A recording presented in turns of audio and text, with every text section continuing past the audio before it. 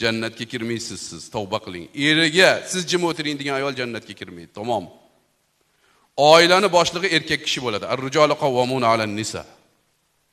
Tamom, musulmonning uyida er bormi? Xotin ko'p pul topsa ham babi er boshliq bo'ladi. Tamom. Buni muhokama qilinmaydi. Adeng bilsin, adengdan so'ragan degan ayol jannati ayol. Adengdan so'ra desa jannat. Adeng bilmasin, adeng nimani biladi desa do'zax ayol bu ayol. Mana buni qizlarga tushuntirib uzatinglar. Eriga bidir astag'firulloh. Ayol kishi eriga bunday men tasavvur qila olmayman, ko'zini bunday tik qarashini. Astag'firulloh. Bu qizlarga aytinglar, "Hoy, eringga sekin gapirsan, qiz bolasan. Ertaga birovning oldiga bor. Buni qilinglar qaynatalar." Keyin erri haqqi bizni Hanafiy mazhabda. Erri haqqi otanikidan baland turadi. Mana men qizimni uzatdimmi? Mahrini berdimi? Bo'ldi, eri, bo'ldi. Meni 15 kunda kelib ko'radi, tamom. Uni tasarrufi erida bo'ladi. Aralashavermang. Qizingizga kelib marikada turib ketgin deyishga haqqingiz yo'q. Eri yuvarsa yuvaradi, bo'lmasa haqqingiz yo'q. Mana onam, "Ey, avaralarimizni sog'indim, qori chaqiring" dedilar. Shundachi qizingizga telefon qilmang, eshitib olinglar qaynatalar. Kuyovga telefon qilaman. Yaxshi kuyovim bor men.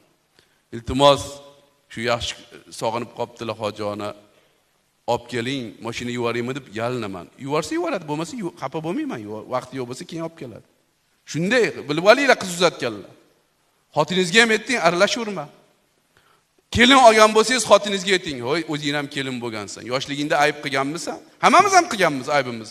Mana yoshligimizni uyalib ketamiz ba'zi qilgan ishlarimiz. Uyalib ketadi odam yoshlikda, albatta ayb qiladi. Bularni ham kechirish kerak.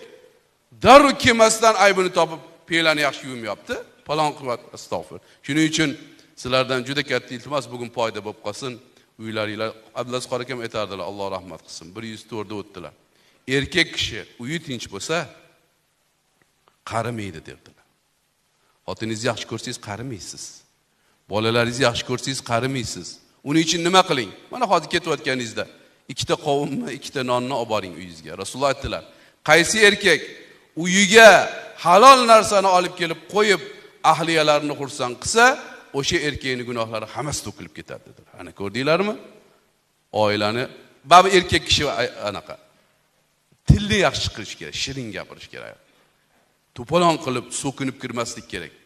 Assalomu alaykum deb kirganlar Rasululloh. Biz Rasulullohdan ulug'mizmi? Payg'ambar uyga salom berib kirganlar. Salom berib kiring. Ayollar u bu qilib turgan bo'lsa, jahli chiqib, "O, yaxshi o'tiribsizlarmi?" desangiz, bo'ldi, o'zi tushib qoladi.